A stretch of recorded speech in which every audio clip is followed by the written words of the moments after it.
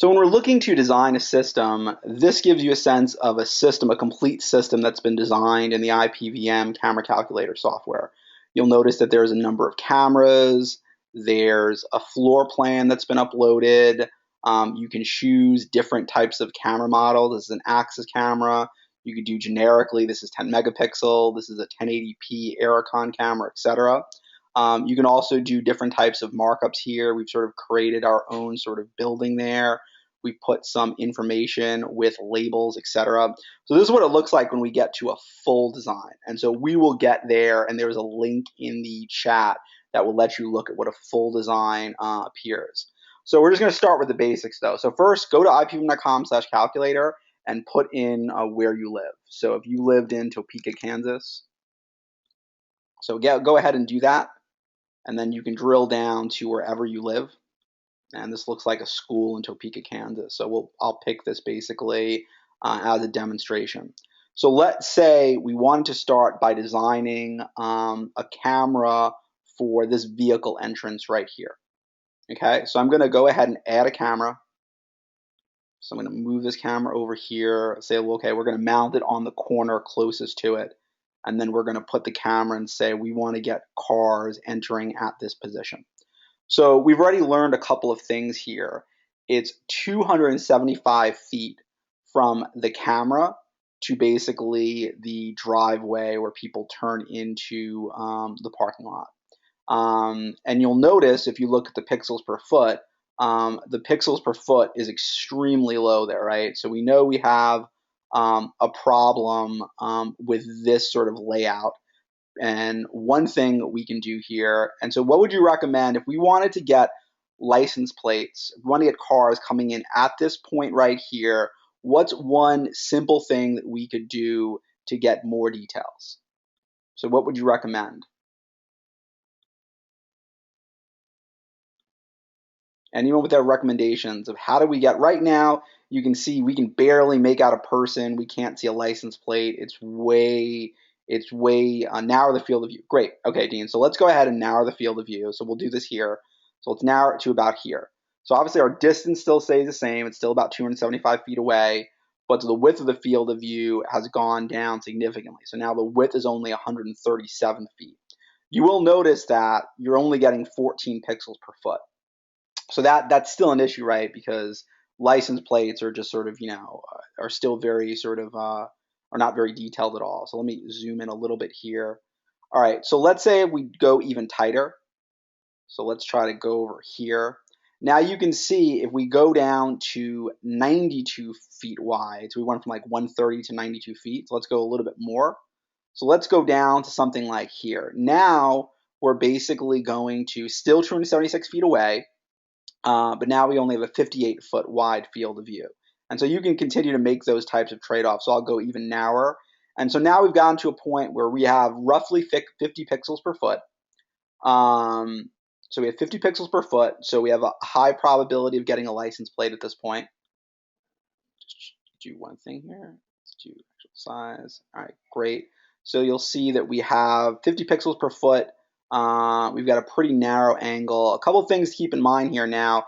If you do something like this, you're going to need a focal length in the 30 millimeter range. And that's pretty high. Most cameras are not going to come out of the box with a 30 millimeter focal range. So if you did something like this, you would very likely have to get sort of a longer lens. For those of you who are really interested in picking cameras, we have a camera finder tool, and you can actually see which cameras have lenses. For instance, if you wanted a camera with basically with at least 30 millimeter lens, we can look for cameras. And primarily what you're going to get here is either these sort of long range boxes or bullets, or you're going to get more PTZs. But this gives you the first basic sense of how you would basically map out a camera outdoors. All right, so a number of you, when you did the initial, actually one other thing that would comment here, another option that we could do if we wanted to get higher resolution. So this is a 1080p camera, or we're using 1080p. We could increase this, for instance, to 4 or 5 megapixel. So if we increase it to 5 megapixel, we've gone from 49 to about 67 pixels per foot. So that's one option that you could do. There's also 4K cameras that have become available mostly in the last year. And you'll see that roughly doubles the number of pixels per foot. The one thing that I would comment here about using a 4K camera and this sort of long lens, what concern should you have about using a 4K camera outdoor long range? What concerns do you think, besides pixels per foot, etc., what do you want to be concerned about when you're designing a camera with 4K resolution in 2015? Anyone have any ideas?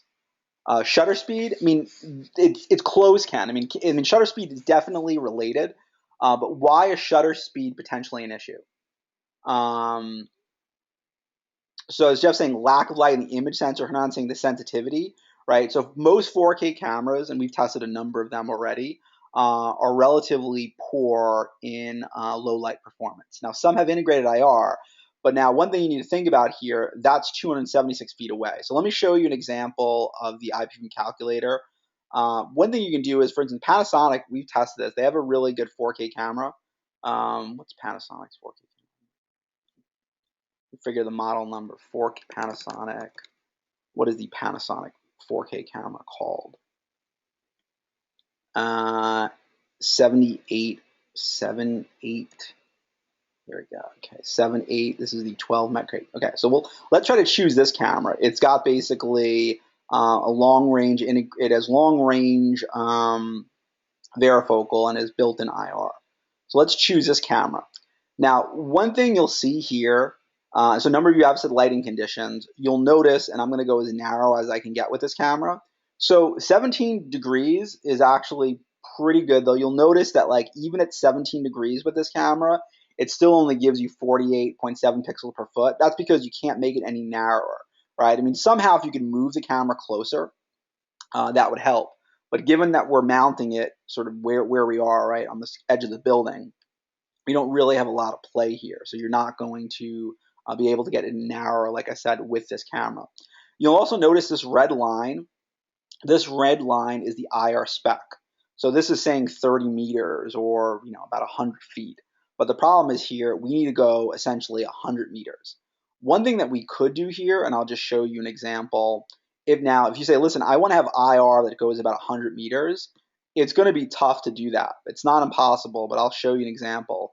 Here, let's say we want cameras with at least 100 meters of IR, and we don't want it to be PTZs. Say no PTZs. And you'll see that there are not many cameras. There are a few of these Dahua cameras that are claiming 100 meters. So I'll show you how to do a calculation with this. So now we're basically, let's see, this is the name of the camera. Dahua and Hikvision all have these insane names. I'm going to change the camera over here. So we'll look for a different camera. And you can look for this camera as well as you're doing this. So now let's take a look at this. Now this Dahua camera is claiming 100 meters IR, and you'll notice that like this IR, if they're actually correct about this, will cover the distance. So that gives you some of the sense of the trade-offs there. Now this Dahua camera is only 1080p. I mean, not only, but you could potentially go a little bit narrower on it and still get the 100 meters. So those are some of the trade-offs when you're doing a tougher camera like this. Now I'm going to go ahead and put this to the side for now. Actually, yeah, I'll just put it to the side for now. Let's concentrate a little bit more on the parking lot. So let's say we're designing for a parking lot. And then you can see here, now for a parking lot, we're probably going to want to have a wider angle. So let's first just say we're going to go for a 3 megapixel camera. We'll go ahead and add that camera over here, rotate it here, and let's see basically, how wide of the parking lot can we get. Now, when you're looking for, a parking lot camera, you can see over here that the edge of the parking lot, it's not going to be very detailed, right? You're only going to get about 5 pixels per foot. But if you just want an overview, and you can see over here, at this point, it's still 8 pixels per foot, right? And that's because if you look at the distance, right, the distance is 136 feet away, and the width is almost 250 feet away. So, right, you're covering a very wide area. Now, if we move it in a little bit more, you'll see over here, you're still only getting 11 pixels per foot. So that's really the trade-offs that you're looking at when you're looking at a parking lot. I mean, there are a handful of things that you could do. You could use a multi-imager camera. So let me actually change this over here. I'll give you an example, for instance, of Ericon, which is commonly used, though Ericon, of course, has its risks. Let's pull up one of their 180 cameras. Let's do this camera over here. Actually, the 186, I think, is their newer model. So we use this one here. So we'll select that camera. Let's put this over here on the side of the building. And you'll see, at least over here, now you're getting 20 pixels per foot. Rotate this on. Actually, we'll probably keep it this way, and we'll go out over here. So this will show you that here you're getting, 12 pixels per foot on the edge, which I think is about twice or even a little bit greater than what you were seeing with like a 5 megapixel single imager camera. So that shows you some of the trade-offs here. Eric's asking, how did I rotate the camera? If you want to rotate a camera, you generally just grab the little man. So grab the little man and go ahead and rotate the camera. And that should work on any camera that we have here. And then Jesus asked a good question about what is the red line. So let me bring up another camera with the red line. So I'll add a new camera here. Let me go ahead and switch that. So let me go here. I mean, we can pick really any camera, but I will go pick a Vigilon, just to give you an example here. That doesn't have, let's take a look here. Let's get a Vigilon camera that has, come on, Vigilon, where are your eye? There you are, your IR camera. All right, we'll choose one with a bigger IR, 15 meters. Here we go, here's 60 meters. All right, so this camera over here, so you'll see over here that this camera, the red line, again, means how far the IR is spec to go. So it's on the Google Maps and telling you, listen, this IR can go 60 meters, but your little man is beyond 60 meters here, which means the IR is not spec to cover when the target is beyond the red line. So within the red line means good. Red line means right. Infrared is usually has the soft red glow. So that's the reason we chose red there. So if you're within the red line, high probability of you getting an image that works. If you're beyond it, high probability that it will not. Okay? Great, good questions. All right, so that's a little bit of the basics. To go over here, so this is our more complex example with floor plans, etc. And so we're going to go to that next. But wanted to make sure, and I'll just go ahead and let's choose a different city. I'll choose Miami. It doesn't matter where we choose. But a couple of things to keep in mind when you're picking resolution. So again, go ahead and add a camera. When you add cameras in, you should be thinking about what resolution are you going to use, right? So that's step one, at least sort of on the list. Adjusting your angle of view, right? How wide or how narrow your angle of view is. And then also adjusting your distance, right? How far do you need to go? And then you might need to iterate over it. You might say, like, listen, right now I'm only getting, I'll change this back, I'm only getting 16 pixels per foot, right? That's just not good enough. So you might say, when you're, let's say your pixels per foot is too low, what are your options when your pixels per foot are too low? If you want more pixels per foot, what things can you do? And you can try this out in the calculator, but go ahead in the questions tab and provide your recommendations. And what do you do if your pixels per foot is too low? Our answer is increased resolution, right? So one thing we could do is we could go from 1080p to say 5 megapixel, right? So we're at 16.8 and now we're at 22.7, right? So that's one way about going about doing it. Now keep in mind, if you go to higher resolutions, you often have issues with lower frame rate, higher bandwidth, of course, and you might have issues with low light sensitivity and WDR. So Neil's also saying shorten distance, right? So one of the things you could do is you could shorten the distance. So if I shorten the distance, right, my pixels per foot will go up, right, but I'll cover less area. Hernan saying increase focal length. So that's another good idea. So when you see here, this is when you have a 6 millimeter focal length, if I go to a 12 millimeter focal length, my angle of view is going to be narrower, right? So it's going to be a narrower triangle. So I'll go to 12 and notice basically, right, that the triangle kind of collapsed in. So those are really the kind of the key trade-offs you have. You're either going to sort of move in, you're going to decrease the angle of view, which is the same thing as increasing the focal length or the same structural trend, or you're going to increase your resolution. So definitely keep those in mind when you're designing cameras. How can I know the max width that I can use in one camera? Well, that's an interesting question. Let's actually just pick a camera. I'll pick one randomly. Um, let's take so for some cameras, like for instance, this is a fixed focal length camera. With a fixed focal length camera, you can only go as wide as the angle of view supports. So like right here at 155 feet, you can't go any wider, right? Because like that's what the angle of view is. It's fixed. You can look farther out, right? And that will increase your max width. On a camera that's varifocal, right? So just a regular varifocal camera, you can basically at any given distance, so let's say at this distance, you can make it wider and wider, right? And what'll happen is your angle of view will go up. So right, I'm going to zoom this in. So I'm at a 24-degree angle of view, and I can just basically, okay, I'm going to go wider, 50 degrees. I'm going to go wider, 69 degrees. I'm going to go wider, 86 degrees. I'm going to go wider, 100 degrees. Now, there are some practical issues the wider you go.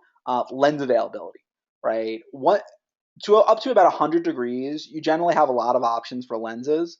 But if you start getting into like 110, 120, 130 degrees, you're going to reduce how many lenses are available. So I'll give you an example over here in the camera finder.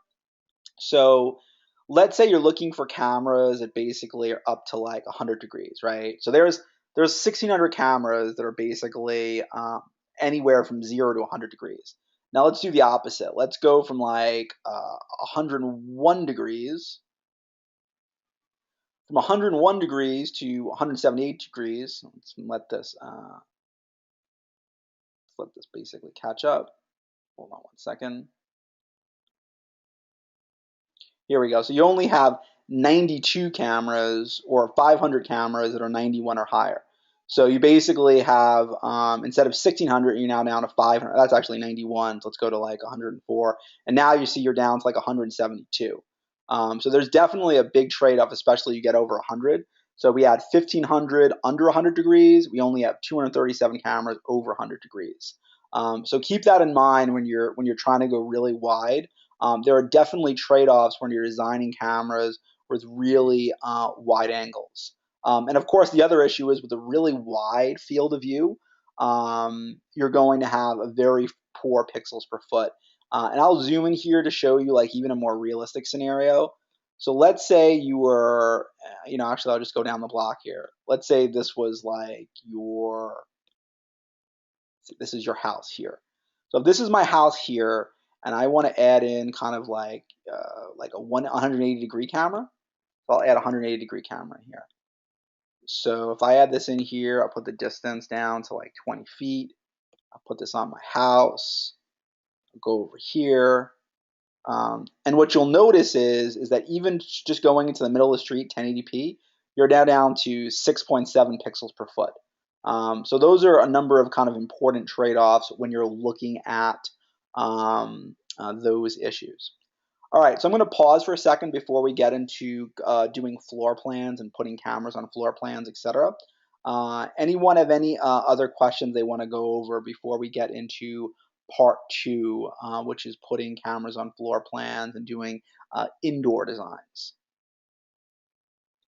And I'll pause for a second. I'm going to drink of water.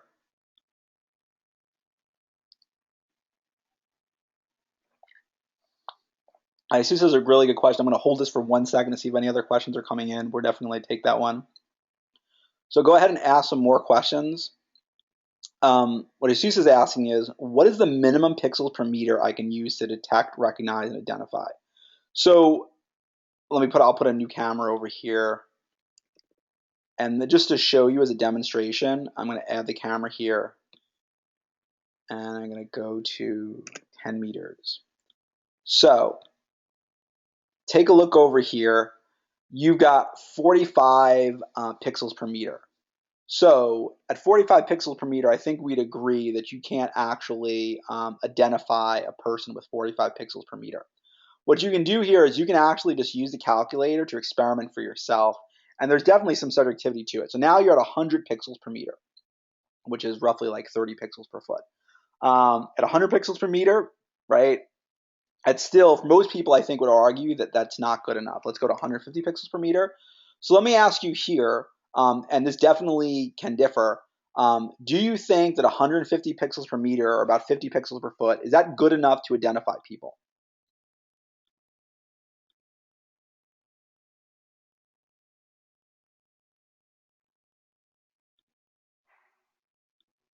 So Ken says he thinks that's on the lower side. And you're definitely going to see opinions vary. I mean, you see some people say 40 pixels per foot, some say 50, some say 60, 80. Um, so Dean's asking for recommendations, and what I'm recommending back is that take a look and just punch in different, whether it's pixels per meter if you're outside the United States or pixels per foot in the United States. Just put in different values, like 200 pixels per meter. Like, are you okay with 200 pixels per meter? In pretty much, there's no country that I know of that has like requirements. Some countries, I think Sweden has some sort of standards on pixels per meter, but generally, it's not like a legal requirement. It depends on sort of what people think is good enough. So, is 200 pixels per meter good enough for you? That's the same as 61 pixels per foot. You can go ahead and basically make that call on your own. What I can tell you is that normally what we see here is 50 to 60 pixels per foot is generally, or frequently, again, it doesn't mean it's right or wrong, but typically people will say like 60 pixels per foot is solid, right? And I think you see here, I think most people agree that that's pretty decent. Now, of course, you have the issue at night. Usually at night, it's going to have more issues at night because even a camera, even with integrated IR, even a camera that's very sensitive, it's generally not going to be as detailed at night as it is during the day. It's just the power of sun, obviously, really helps, makes a difference in terms of image quality. And then, if you look at basically things like going to identification, 30, I'll go to 20 pixels per foot, right? Or even go to 15, right? At 15 pixels per foot, I mean, you can make out some activity, right? If this person was running or falling, right, you could roughly make it at 15 pixels per foot. The last thing is basically like detection. So this is 5 pixels per foot. Like you can sort of make someone out at roughly 5 pixels per foot. Um, but you're getting into basically, a pretty, pretty difficult anything less than 5 pixels per foot. Even if you have a large monitor, right? It's just hard to see because there's really just not that much contrast. All right, any other questions? All right, so again, for those of you, I'm going to put in the camera calculator link. If you're not using the calculator right now as we're going through it, I'd strongly recommend that you all use it. So let me send this in. And by the way, Jeff's asking me speaking. This is John Hanovich. So go ahead and use the calculator and give you all one other moment to ask questions. All right, any other questions or comments? So I'd like to take as much questions as possible because obviously I think it makes it more useful for everyone in attendance rather than me just basically giving canned remarks. I mean, we have YouTube videos, etc. If you just want to watch a video, we can basically just sort of, and I'll just show you where our YouTube channel is. Our channel, here we go, here. And you can see a number of our videos there. I'll put our YouTube link up here. Again, and then you'll see that there are all sorts of videos from IPVM, including on the calculator. All right, anything else? By the way, I know might be like my questions a little bit frozen. Okay, Jeff's saying I'd like to see how to upload a floor plan, add cameras, save. Okay, all right, so let's go to that portion. Okay, let's see, where do we want to go to now? Land O'Lakes, Florida. Okay, let's go here. We'll pick out a home in Land O'Lakes, Florida. Let's see who lives here. All right, let's say this is our home here. What you could do if you're going to do cameras inside a home, there's two ways to go about doing this. You could basically just draw on top of it. Like if you don't have your own floor plan, you could just do something like this. And you could basically like create your own virtual house. And then like on top of it, you could do something like, this is over here, like your, this is like your den or something, right? And you could basically put cameras on top of it, etc. That's one way of going about doing it. So you could do that if you wanted, but let's assume we have a floor plan, and I'm going to open, actually, sorry, cancel. I'm going to add a floor plan here. I believe we'll just pick a sample floor plan. All right, so we'll pick this floor plan over here. All right, so when you add a floor plan in here, so one thing you want to do is it's useful to scale the floor plan. You don't have to scale the floor plan, but if you do it, obviously, you'll get better results, more accurate results with your camera. So let's say we go over this doorway, and we'll go over here, and we're just going to put in a metric here. We can zoom in a little bit, and we can say like this is, I believe, roughly 3 feet. So we'll call this 3 feet. Go ahead and scale it. So you'll see here that we now have this floor plan on top of the map. And then we can then go in with the floor plan, and we can, for instance, we can move it around or zoom it, so on and so forth. But let's actually, we'll move it, let's see here, these homes are big. Let's say it's here, and then we'll go ahead and say this is the front of this house. Again, if you have your own floor plan for a building, etc. All right, so now we have this over here. We can then start adding in cameras on top. So we'll see this camera over here. Again, we can name this. We could basically name this like living room camera. So we're going in here, and let's make this like 15 feet. So let's see over here. They call it their great room. We can put a camera on this edge, and then we can start basically like laying cameras out. So here's one camera. We can add a second camera. We can call this the kitchen cam. All right, so I'll put a camera in the corner of my kitchen, so on and so forth. And so you can get the sense of here, and this is a loft over here. We can add a camera there. It's going to be our loft cam, so on and so forth. So that's a little bit of how you would lay out cameras on top of floor plans. And of course, you can then do the same thing, right? If your loft is bigger, you might want to use a 3 megapixel camera. If you actually know basically the camera model you're using, like if you're using, I don't know, Hikvision or something in your home, you might say you're using like a camera like this.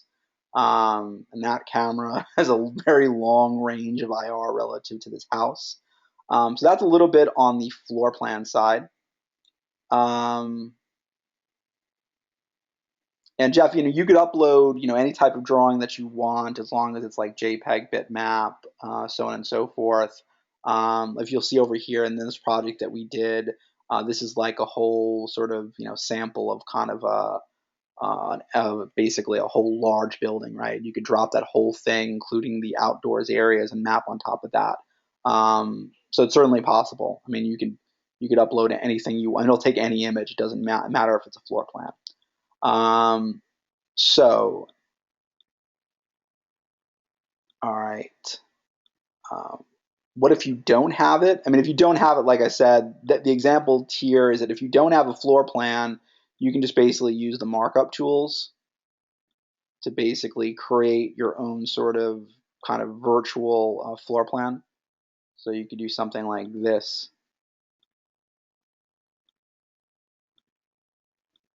And just this, for sake of expediency, I'll just go over here.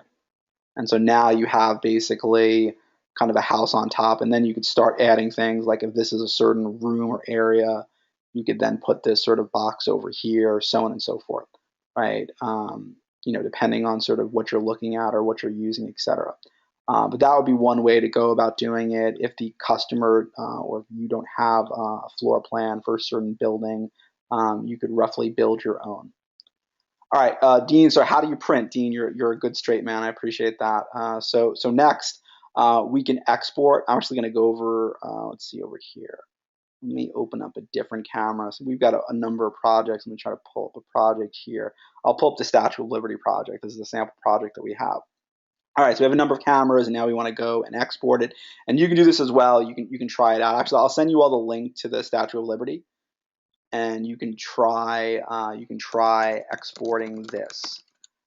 All right. So export. What you want to do first is, you could print your screen if you want it, but we have much better ways of going about doing it. So the one that I like the best, I'll just skip straight to that, is I like PowerPoint the best. So I'm going to click on PowerPoint, and what it's going to do is it's going to basically create a slide for every image or for every camera. So camera 1, camera 2, camera 3, camera 4, camera 5, so on and so forth. And it's going to package it up so that you can basically, and it's downloading right now. Let me pull this up.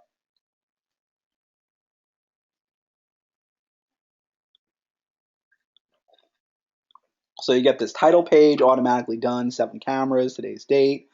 There's an overview of all your cameras to start with, right? So if you're presenting it to someone, right, this is Statue Southeast. You're using this Aircon camera. It has a 70-degree field of view. It's 5 megapixels. It's this width. It's this projected pixels per foot. It's the scene preview, etc. Then you've got, this other camera facing the east field, and this is an axis camera and added sort of max position. It's 10 pixels per foot, so on and so forth. You've got like this entrance camera, and with this entrance camera, this is an acti camera, yada yada yada. So you can see basically what this would do. So I really like PowerPoint. You can, of course, since it's a PowerPoint, you can edit it, right? You can put your logo in it, you can put more information, etc. You can do a Word doc if you want to put it into a report. That's certainly another way to do it. It's going to look roughly the same, right? One image per camera, etc. For those of you who want to do like bill of materials, you can basically get a CSV file. So this is like if you needed to submit this, it'll basically say, okay, what's the name of each camera, what manufacturer you're using, what model, what resolution, what distance it's covering, any notes that you're using in terms of what cameras, etc. And then once you have that, you can print it out, do whatever you want with it.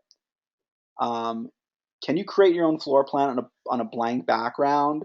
I mean, you can pick any place on Earth that you want to go to. So if there's no background, you can just put the floor plan wherever. So we don't offer a way to like blanket, but just choose a spot on Earth. I mean, I think it'd make most sense. Like, cameras are placed physically somewhere. So I would pick sort of somewhere. If you don't want to pick any place in particular, like pick Topeka, Kansas or something and put it in the middle of the field. Um, I was saying with the markup 2 to create a floor plan, it will allow us to scale it.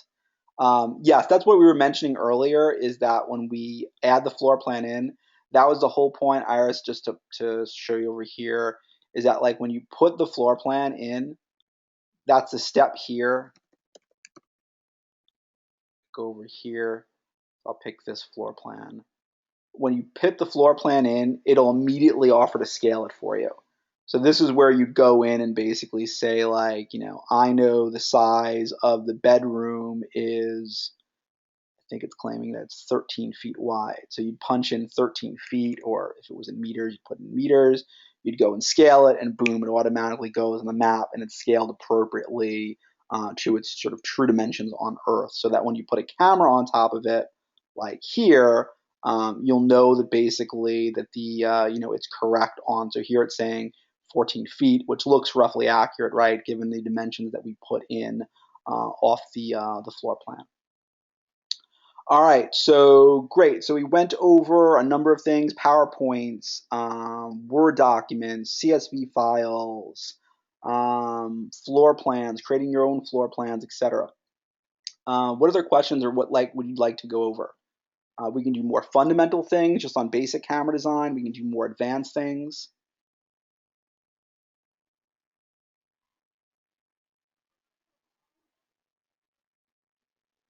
I'll give you all a second to ask some questions.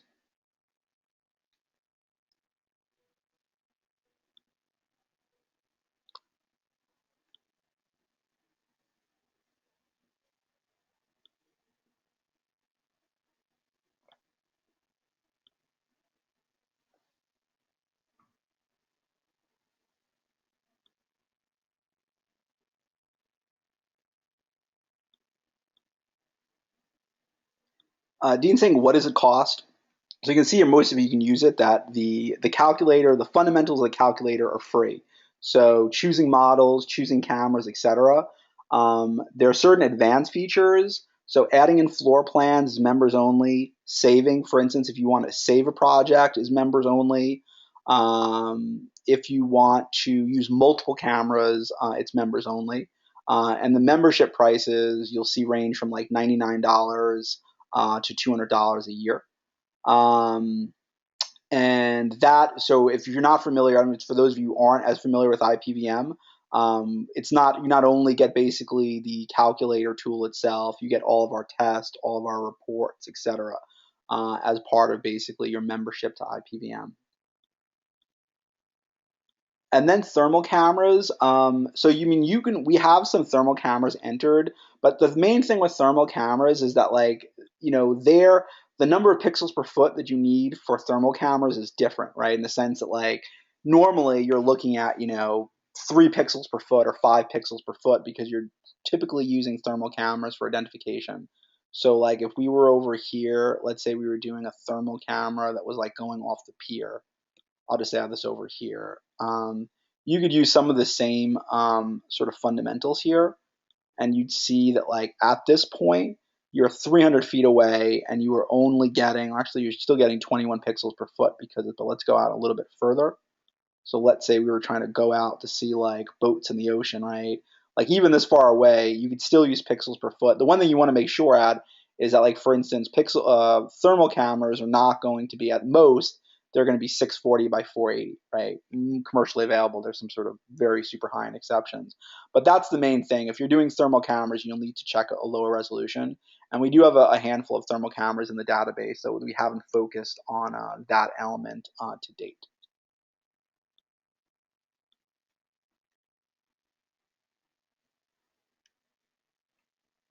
Jeff is saying if you want to resize, so if you have here, you can basically unscale the floor plan. And then if you unscale the floor plan, you can just basically make it bigger or smaller. So it's over here, zoom out, and you can just sort of make it bigger. So this is an unscaled floor plan. And then you can click over here and then you can rescale the floor plan. Generally, I recommend that you keep the floor plan scaled. The red line mirror, the red line is for integrated IR. So many cameras have integrated IR built in today. And you'll like see, for instance, this camera has integrated IR of 30 meters. So that helps you. And if you don't like the you can basically not display it. So I'll just sort of hide it for you. But that helps you know roughly how far the IR is going to use. So we do not offer this offline. So you do need to be connected to the internet to use this. Bob's saying we cannot see the PowerPoint information. I'll pull it back up again. Where is my PowerPoint? Sorry, that's not. Try to figure out where that. Mail. What are we doing here? Let me pull up the PowerPoint thing again. Desktop download. I think it downloaded just now. PowerPoint. Statue of Liberty PowerPoint. Yeah, here we go. Here. So this is what the PowerPoint again looks like. So you basically, and again, it's a PowerPoint, so you can change things. Like you could go in here and you could change colors, you can add in your logos, etc. But this is at a high level of what the PowerPoint looks like. So first slide, overview slide, or first slide is basically just sort of an introduction, then an overview of all your cameras, and then one slide for each camera. We are releasing a mobile version in the beginning of next year. And that the key differentiation of the mobile version is that you can take pictures with your phone and you can upload them as scenes. So like, for example, you could go over here, your scenes, you could upload a scene from your phone, and you can do this actually here. If you have a photo of what the camera is going to capture, you could basically upload it right now. Though in a mobile version, it's going to be a lot more powerful because you've got a camera right built into it. You don't. Oh, so Bob, you don't need to have Google Earth. I mean, Google Earth is just integrated, right? So I mean, or Google Maps is integrated into it, so you get Google Maps immediately without doing anything. Um, Neil saying in houses, should we use DN cameras without IR to avoid IR blinding in other cameras? I wouldn't necessarily worry about that. I mean, usually most IR cameras, I mean, most IR cameras in your house, the IR isn't very strong. So I wouldn't be terribly worried about blinding other cameras unless you're using IR, unless you're using basically like a 100-meter IR thing, like a super strong. But generally inside a home, you're not going to see that. Dean, my apologies. I realize now that why you're not seeing the PowerPoint. This is a Camtasia thing.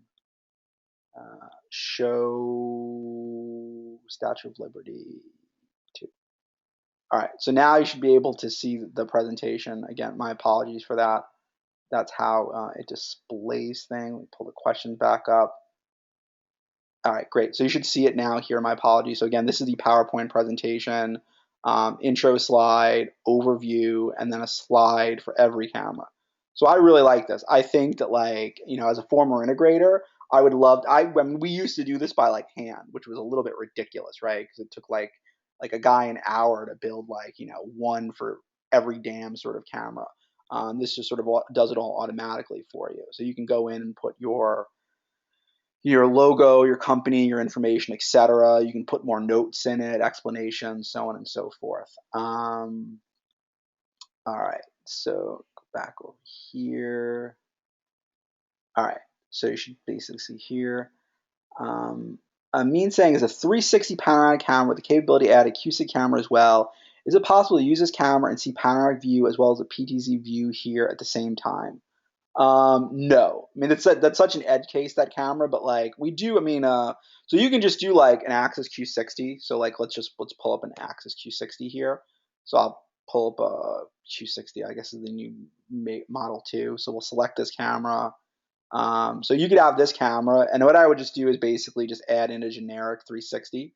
So then I'd basically add another camera. So we got this camera over here, and I'm just going to do it manually. I'm going to turn this into a 360.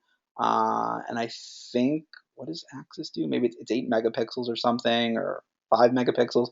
I'm not sure exactly off the top of my head what that is, but that's a super edge case. And then you could, of course, just adjust that, and you could put that sort of side by side. So you could put this camera next to it to give you a little bit of a feel of what those would look together. Now it is asking, how do you get the calculator? It's online. It's a software tool, so it's ipvm.com/calculator. So I'll just send you the link there.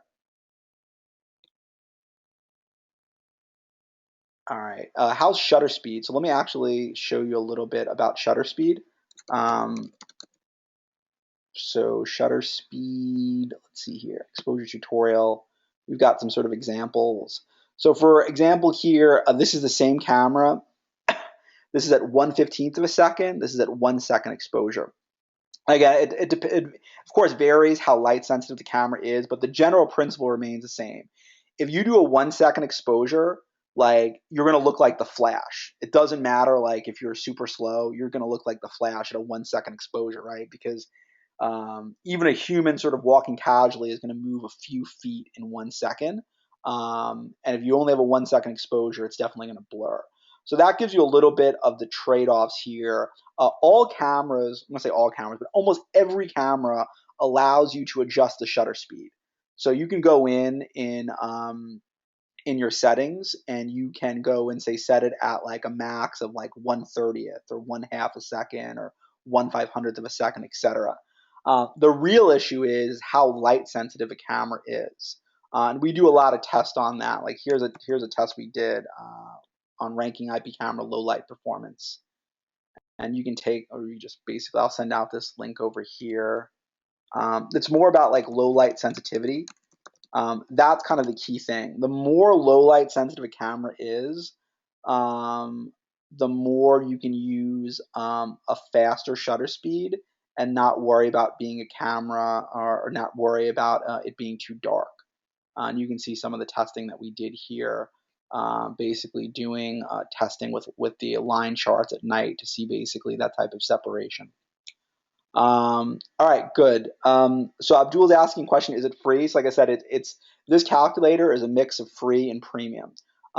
It's free for single camera use. You can use any camera model you want. You can put it on the calculator. You can export it, etc. If you want to use multiple cameras, if you want to save projects, if you want to share them with people, if you want to upload floor plans, etc., those are the members only features. So you can see sort of the member only options here. But like I said, the fundamentals of it are free, and that's done on purpose to get people interested and to get them sort of learning about how to do calculation itself. Okay. All right. Any other questions? I'll do this as a last call for questions for anyone else who has any other questions.